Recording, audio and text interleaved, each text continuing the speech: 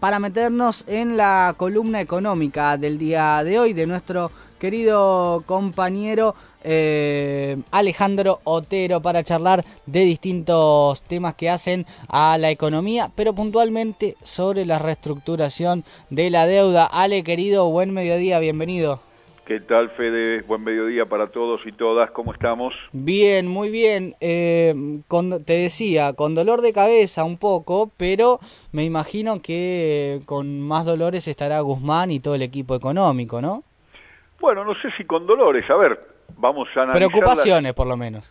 Preocupaciones sí, y ocupaciones mucho más. Claro. Mucho más ocupaciones que preocupaciones, sobre todo con el tema que mencionabas, el tema de la reestructuración de la deuda, que antes, allá lejos y hace tiempo, antes de que la pandemia se convirtiera en el tema excluyente, la reestructuración de la deuda era el tema central, ¿te acordás? Claro. Y había muy buenas razones para que esto fuera así entonces, y también las hay para que sea así hoy, porque más allá de la pandemia, en el tema de la deuda, como sabemos y hemos dicho en más de una ocasión en estos encuentros, se juega buena parte de las posibilidades de reencontrar un sendero de crecimiento y de desarrollo sustentable para la Argentina, ¿no? Para decirlo rápido, la herencia que en materia de deuda dejó el macrismo, el saldo de su política irresponsable de endeudamiento en dólares, pesa como un lastre insoportable sobre cualquier proyecto razonable de crecimiento y desarrollo para la economía y el bienestar de los argentinos, de modo que no cabe otra, si se quiere crecer, si se quiere desarrollar, si se quiere recuperar bienestar, que renegociar esta deuda. Pandemia más, pandemia menos, el tema de la reestructuración de la deuda sigue siendo clave en la medida en que queramos construir una Argentina de bienestar para las mayorías. Y claramente, como decís, el ministro Guzmán y su equipo deben estar intensamente ocupados este día, porque mañana es una fecha clave, ¿verdad?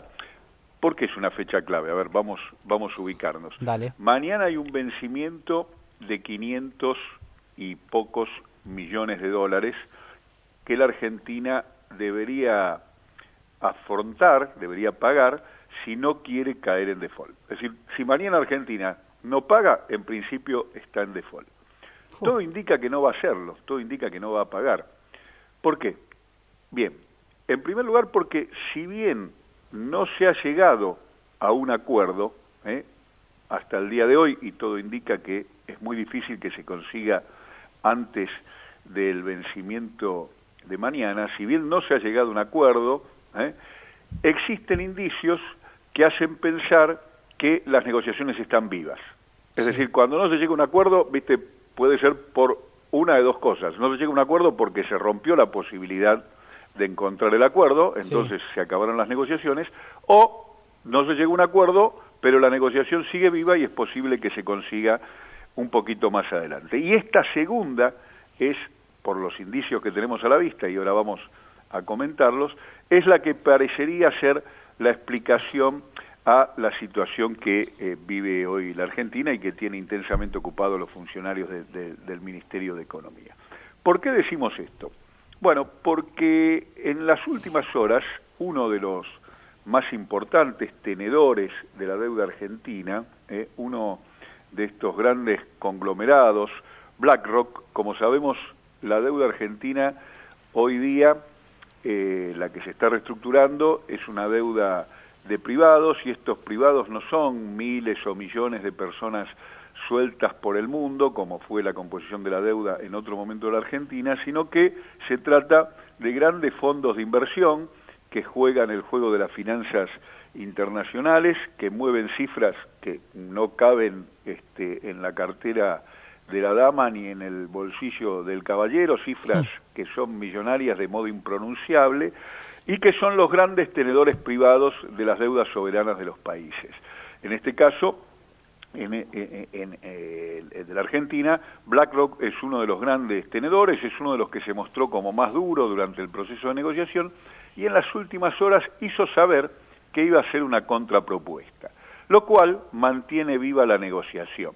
¿Por qué? Porque desde el punto de vista técnico, desde el punto de vista jurídico, una vez que uno de los acreedores contraoferta, se renueva el plazo, renace el plazo de negociación por otros 10 días. Así que, en concreto, si bien mañana vencía el plazo para la renegociación de la deuda y al no haberse encontrado un acuerdo, en principio la Argentina debiera pagar, y si no lo hace entra en default, como uno de los acreedores presentó una contraoferta, se rehabilita el plazo de 10 días. Y entonces todo hace pensar que si bien mañana la Argentina no va a pagar, y eso la pondría técnicamente en default, el default no va a manifestarse, de hecho, porque la negociación continuaría y no hay altas probabilidades que ninguno de los acreedores, mientras la negociación continúe,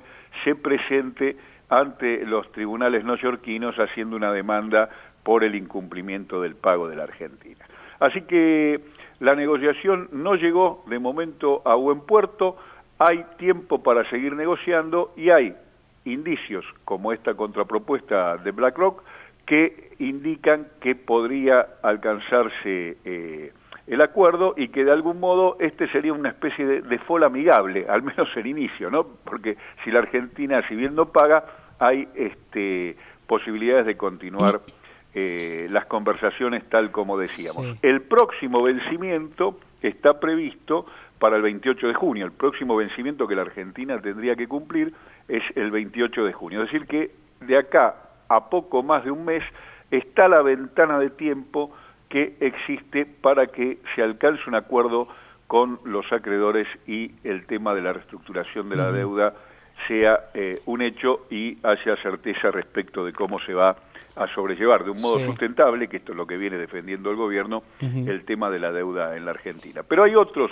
indicios que indican también que la negociación puede llegar a buen puerto. Algo que también hemos mencionado en otros momentos, que es el fuerte apoyo que tiene del Fondo Monetario Internacional y de buena parte de la comunidad académica, de economistas prestigiosos del mundo que se han manifestado a favor de esta reestructuración que propone la Argentina. Y por otra parte, también es un indicio auspicioso que otros tenedores de deuda, otros fondos han hecho saber a la Argentina que estarían dispuestos a aceptar la oferta si la Argentina incorpora lo que se conoce como el cupón PBI, ¿no? ¿Qué es esto, Fede, del cupón PBI? Esto del cupón PBI es algo que ya estuvo presente en el proceso de reestructuración anterior de la deuda argentina, que es que se pacta un cierto nivel de crecimiento esperado. Es decir, la idea de la reestructuración de la deuda, como dijimos al principio de esta conversación, es que a partir de la reestructuración la Argentina va a retomar la senda de crecimiento, que de otro modo sería imposible. Y al retomar la senda de crecimiento se hace sustentable, se hace llevadera, se hace pagable una deuda que hoy es absolutamente incumplible, absolutamente impagable. La idea del cupón PBI es que si el resultado concreto del crecimiento de la Argentina supera la expectativa, en aquel entonces creo que la idea era que la Argentina esperaba crecer un 3% anual. Si superaba en los hechos el crecimiento del 3%, el premio a los acreedores, el pago a los acreedores se mejoraba. Como que tienen un incentivo si la Argentina crece más de lo esperado. Esto es lo que se conoce como el cupón PBI, que, insisto, estuvo presente en el proceso anterior de reestructuración y que algunos de los acreedores están pidiendo que sea reeditado como elemento que facilitaría el acercamiento entre las partes y lograría el acuerdo. Es una de las cuestiones que está en la mesa de las conversaciones, según esto ha tomado estado público, y es un indicio que indica, obviamente, que las negociaciones siguen vivas. No, así que hay varios indicios para pensar que la negociación continúa viva, que se están acercando las posiciones de la parte y que no sería raro que se alcance un acuerdo entre la original fecha de vencimiento, que es el día de mañana, el incumplimiento de la Argentina, que ya ha hecho saber el ministro que no va a pagar, y la ventana de tiempo que se abre como máximo hasta el 28 de junio, que es donde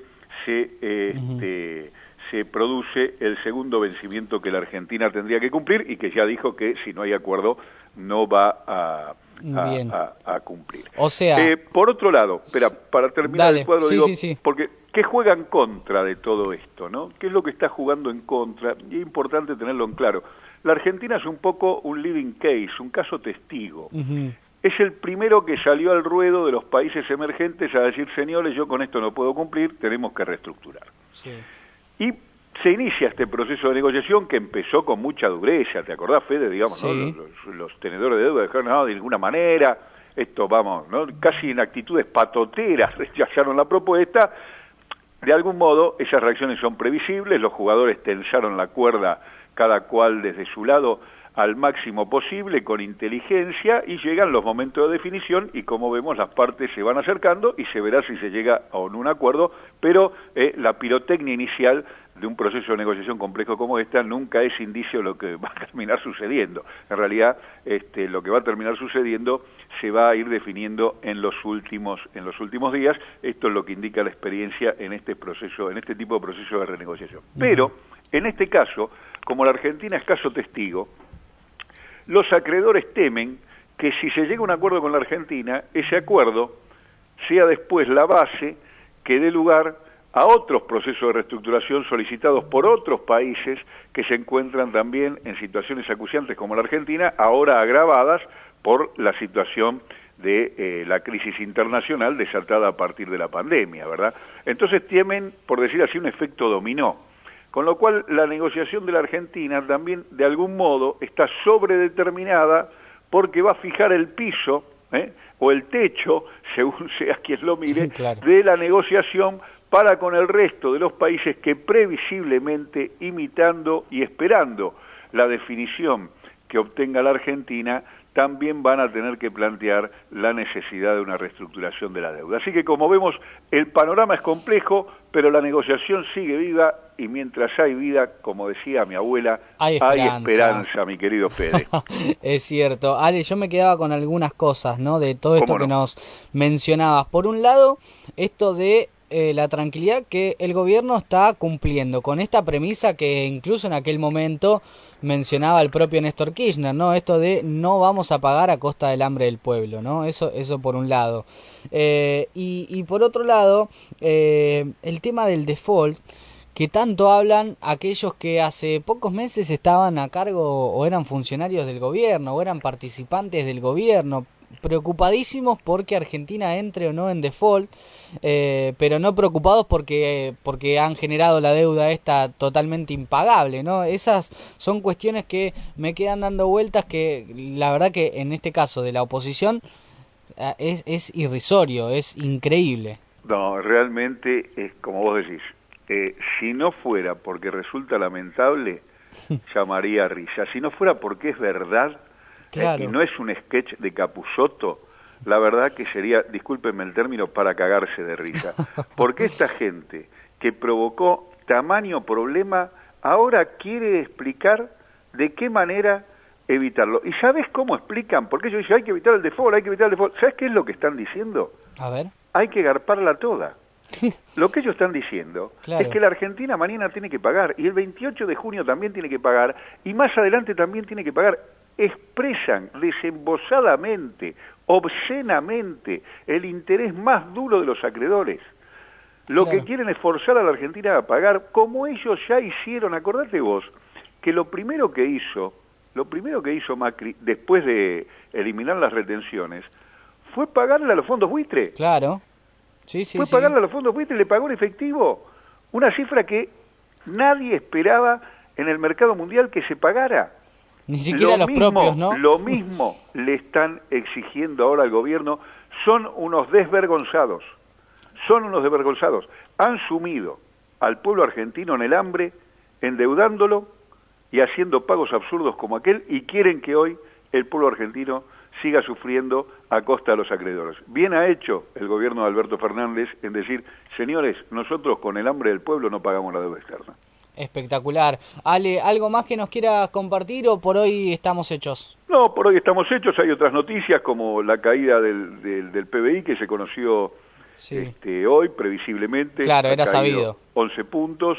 y por supuesto se esperan para abril cifras aún más fuertes, porque en marzo, que este dato del 11,5 de caída corresponde a marzo, hubo algo así como 15 días de aislamiento, abril fue mes completo, habrá que esperar los resultados, pero no harán más que confirmar lo que todos sabemos, digamos que la economía se encuentra en un proceso de fuerte parálisis, producto de la cuarentena obligada a la que nos fuerza la pandemia, y que es absolutamente imprescindible para preservar la vida y la salud de los argentinos, y también de la economía. Y si querés, la próxima también charlamos de esto que ha planteado la diputada Fernanda Vallejo. Mira, justo te lo iba a preguntar, chiquito, pero si lo vamos a desarrollar en la próxima columna, mejor.